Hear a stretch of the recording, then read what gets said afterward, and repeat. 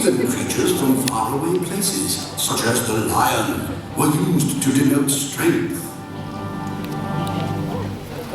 Picture yourself in the heat of battle. Hundreds of armored knights surround you. The air is thick with dust and ringing with the clash of swords. Everyone around you is covered with dirt and blood.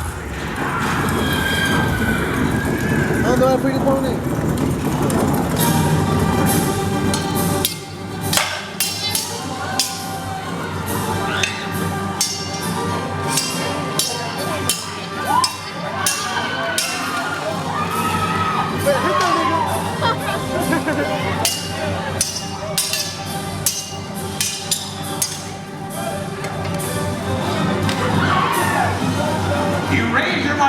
Prepared to strike, but all of a sudden you realize everyone looks the same.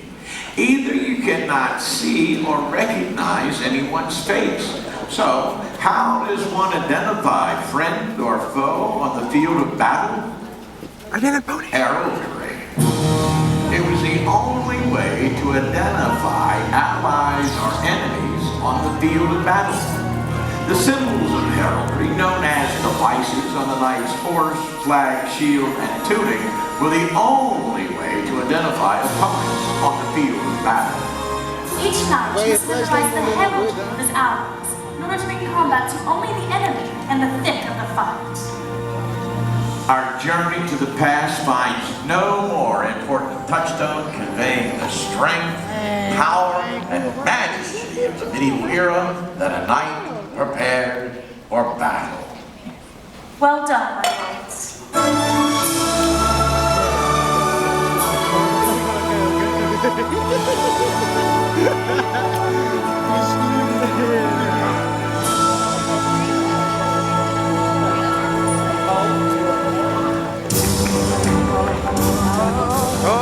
Time to test your knowledge. We've come up with some questions that we thought would be fun to share with you, so don't be shy. If you think you know the answer, shout it out. We'll give you some choices to think about, but only one will be right. We'll call the choices A, B, C, and D. Ready? Here we go. Tournaments were held in celebration of great events. See if you can pick out an occasion when the king might hold a tournament. Would it be A, a victory in battle, B, the marriage of a son or daughter, C, the birth of an heir, or D, all of the above? It's always D, duh. The correct answer is D. Births, marriages, victories in battle. These were all occasions for a tournament. Let's try another. What was the system of symbols or devices used on shields and flags called? Was it A, branding, B, heraldry, C, symbolism, or D, logos? The correct answer is B. Heraldry.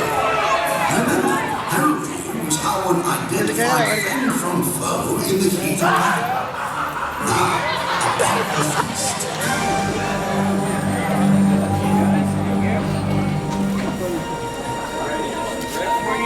The most common question concerning the medieval dining experience concerns eating with one's hands.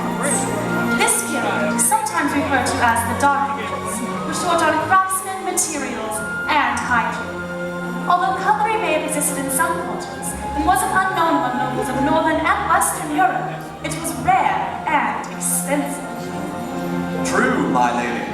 But while civilizations in the Middle and Far East continue to develop cleanliness and decorum around the day's meal, the dark part of the Dark Ages crept into the medieval dining hall. Now, everyone, hold up your fork. Doesn't matter if you hold up your left or your right hand, neither can be your fork. Now, hold up your other hand. That is your knife. Thankfully, Lord Chancellor, as we enjoy the adventure of eating with one's hands today, we have the pleasure of doing so with all of the advantages of modern-day surroundings. Ah, Whether the typical great hall of the noblemen during the medieval era, guests are seated at rough-hewn benches at long tables that have been washed down, but not necessarily clean. The air is thick with wood smoke from fireplaces where the food is being prepared. A mist of animal fats or oils from small lanterns, which provide the only light, will cause the smoke to linger like a wet fog. The roof, patched with sod, provided a light covering of dirt over the gathering, as rain sometimes carried it through the ceiling and on to the meal. So glum, Lord Chancellor. All the noble women gather in the great hall, wearing their finest gowns, belts made of jewels, and cakes fashioned from the most expensive materials. Families, long separated by distance, would reunite, arranging civil marriages for their children, exchanging news, and of course later, there will be minstrels and dancing. Yes, my lady. All this upon a floor covered in straw. Hey, now, where's The my bread fleas now? that escape from it gnaw at the diner's ankles and legs. Uneaten parts of the meal are tossed to large dogs that belong to the owner and have free rein to wander about, fighting over the scraps. Parades of servants carry the feast on huge platters. In a moment's time, the tables are covered in roasted game, waiting for the carver's knife. Bounty is offered by lake, sea, and stream, along with sumptuous meat pies, fresh bread, and pastry. However, once distributed, the meal is consumed by hand. A small pestle is placed at each setting so that the food, which is poured into an open loaf of bread known as a trencher's loaf, can be mashed into a gruel. This is on the trend for easier to eat. In the absence of weight training, fitness counseling, or many times even a nutritious diet, the knight forged his own way when it came to fitness. Years of training and fearlessness in the midst of the fight carried the day, and in the end, they were rewarded with rank and title. Well done, my lord. The sense of drama that surrounded the combat of these medieval tournaments is lost to antiquity. What must have been like? Purebred Andalusians can be traced back to the legendary bloodlines of Spain. Come on, fly! And a powerful nobleman once decreed that those of royal birth were to ride only the Andalusian horse, hence their fame as the horse of kings.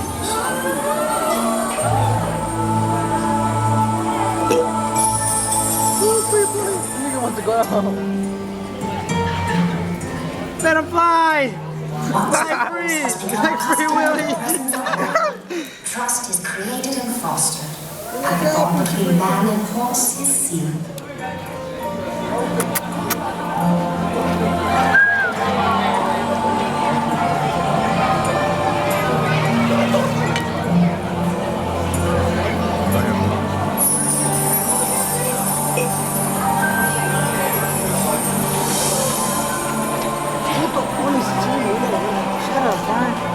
Throughout history, they have been witness to momentous events and are still considered among the noblest of horses. Bred from the finest heritage, the Andalusians begin their training at an early age. At 2 years old, they experience the simplest forms of training, and at 3 years old, they begin their careers in earnest, putting on displays of strength and agility that have not changed in the more than 25 centuries through which they trace their ancestry.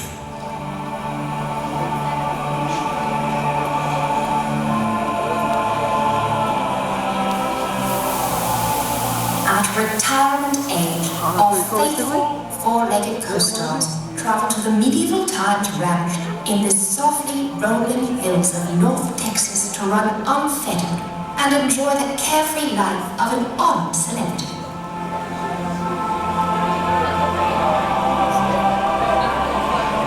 Goodbye, pretty horses. Pretty pony forward. Goodbye, horses.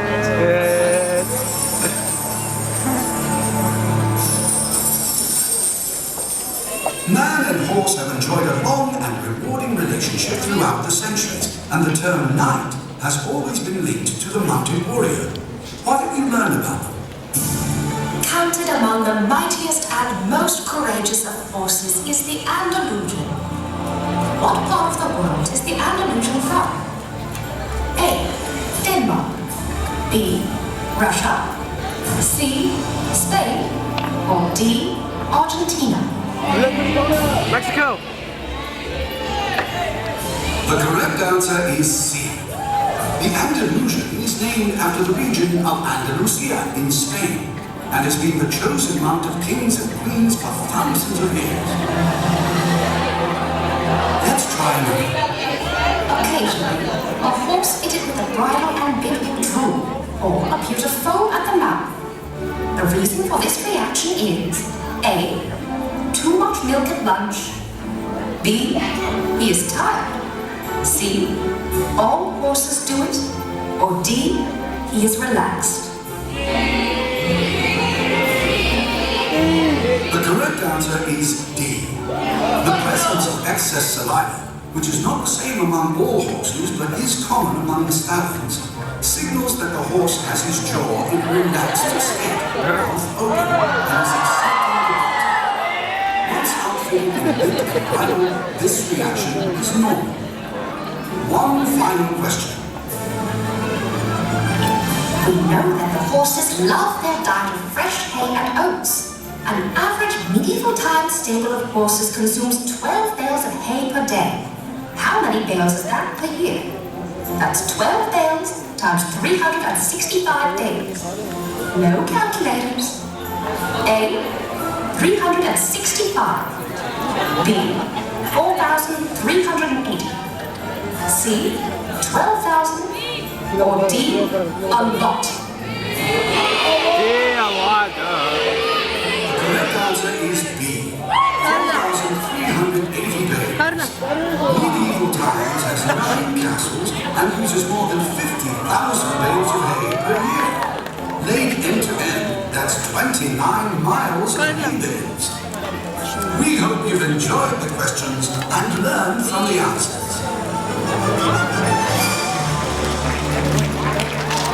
Carla, There is so much to learn about this fascinating period in history and the people who lived it. But alas, we got to the end of one journey. And we begin another.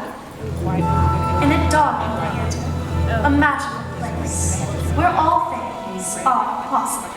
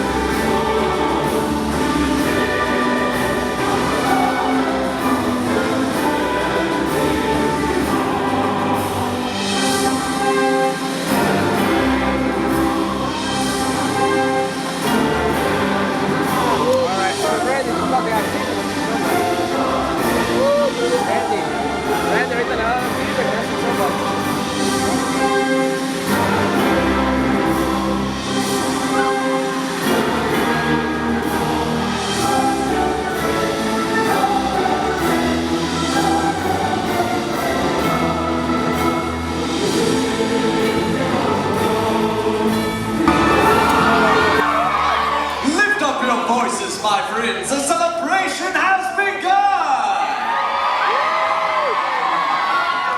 Tonight, we shall watch and wonder as armored knights on magnificent horses vie in honor of your kingdoms. Along the way, displaying artistry and horsemanship, skill in competition, and dauntless courage in battle. The hundreds of knights in service to the king petitioned his majesty to hold a great tournament. In one passage of arms after another, these six arose as the finest in the art of war. From the western marches come the champions of Castilla, Santiago, and Navarre, the Red Knight, the Black and White Knight, and the Yellow Knight. From east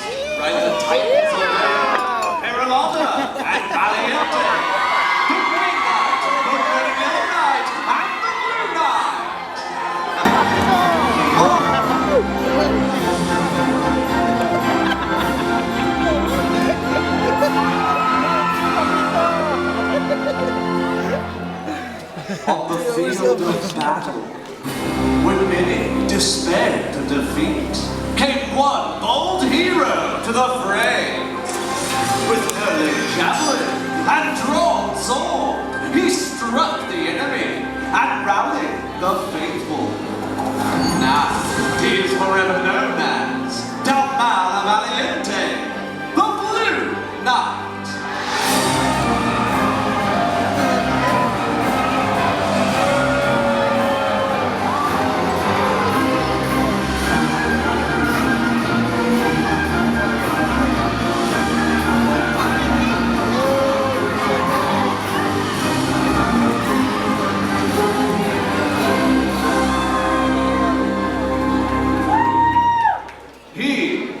Unbending. In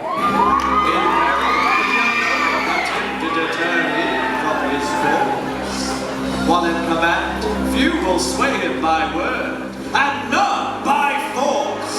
The weight of countless victories rests lightly on the shoulders of the warrior priest. Behold, Joffre Santa Cruz, the black and white.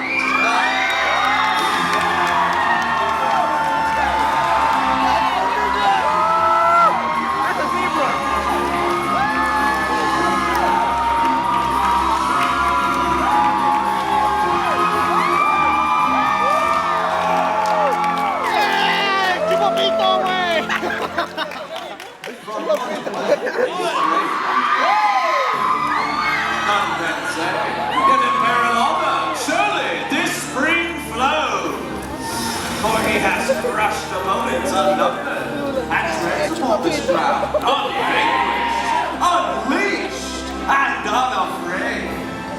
I give to you Lord Delphont, the red and yellow knight.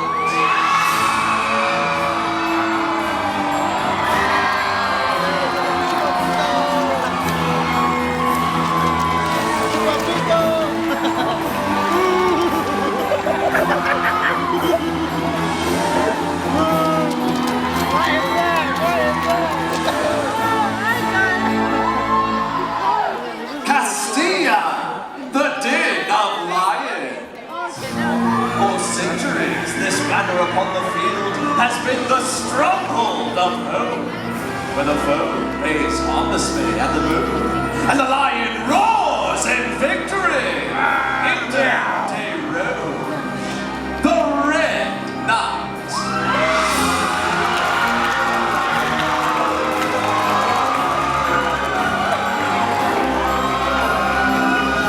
Oh crap, the Nazis! The Nazis! The Nazis!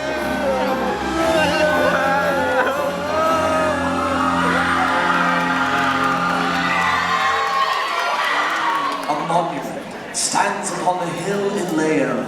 It bears the name of one man carved in stone.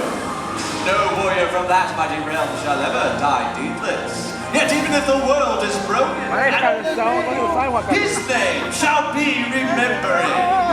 I come upon the bravest of the brave, the champion of Leon, the Green Knight.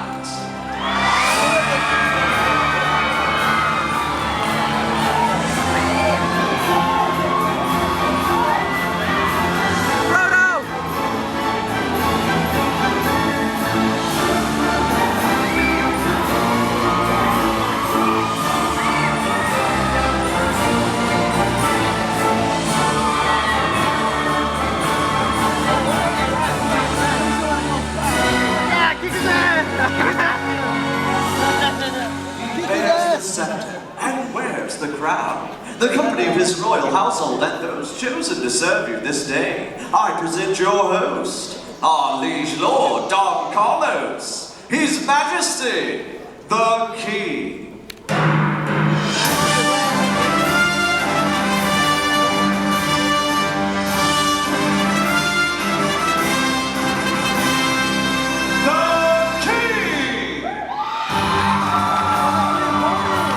Pretty cool. Oh no, yeah, that's right.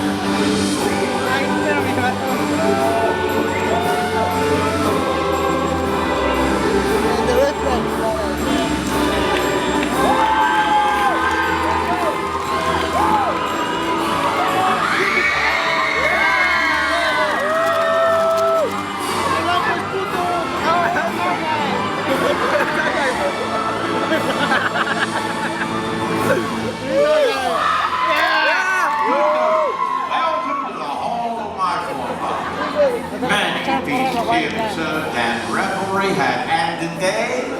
Shall be no exception. Go now, Lord of Kings. Some of the batters have been lost by these brave squires. So well, my guests.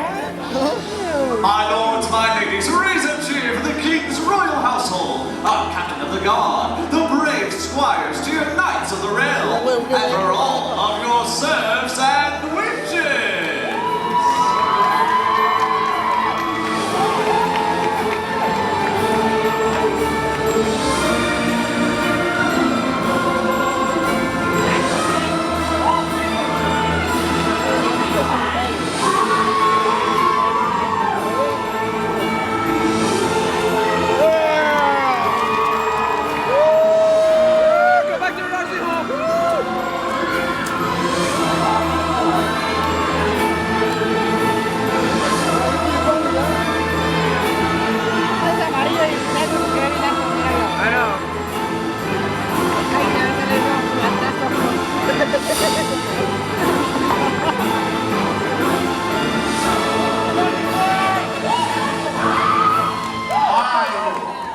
Thank you for answering my summons to the tournament. You are the finest, the bravest, and the most renowned champions in all the realm. And this day, your skills will be put to the test. I pray you, retire and prepare. My lords, my ladies, raise a cheer for your knights of the realm.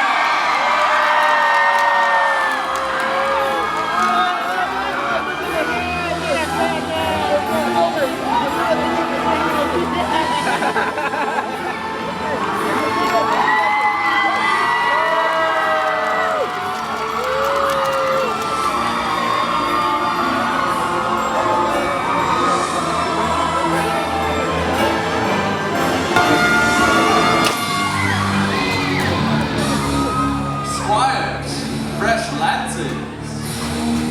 Another pass, my lords.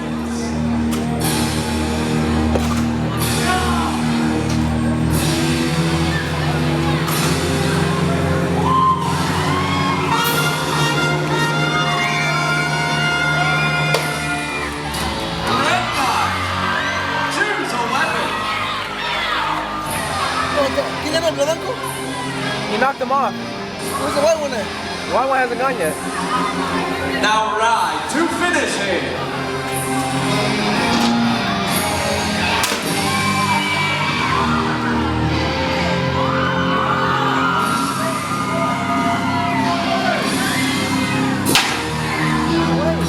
Red Knight, your advantage is forfeit. Dismount and best him on foot.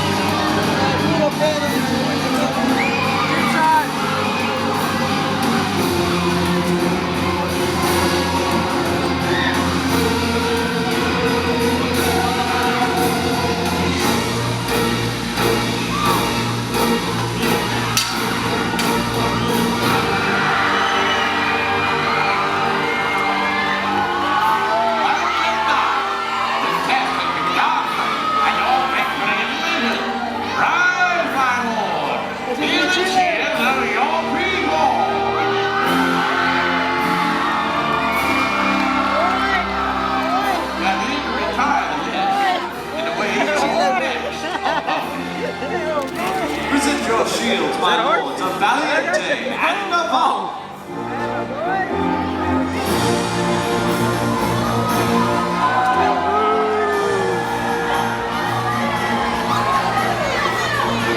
Knights, salute the king. Yellow Knight, you may find glory this day, but only if you defeat this noble veteran. Take your place, my lords, the trumpets will call, and you shall answer. Tengo cuidado algo al frío. I don't know much.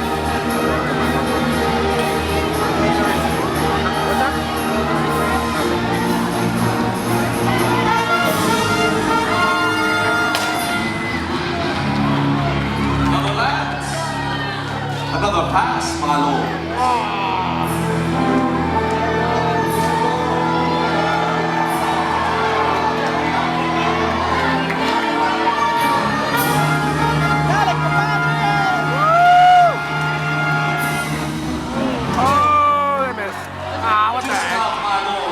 Continue the combat on foot.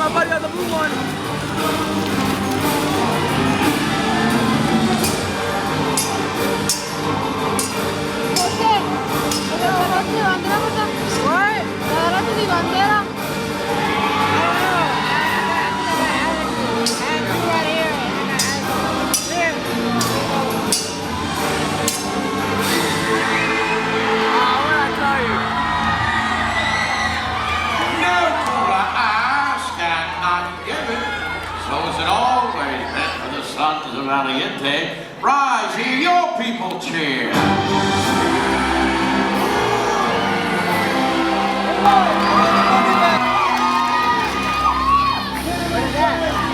Oh, he just did that.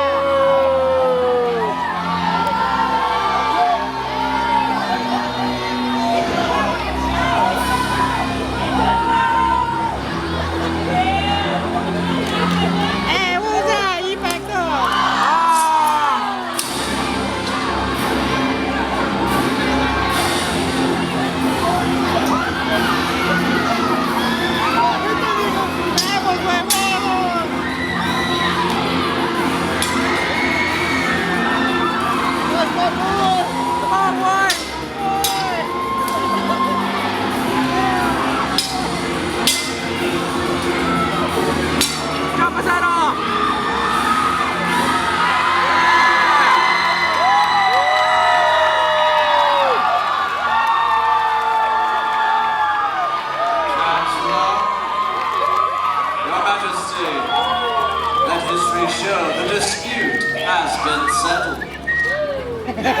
Your defense of honor has exacted a cruel price from Valiente. So has it ever been for those who live by the sword. Get set the armor, don't hear your biggest cheer!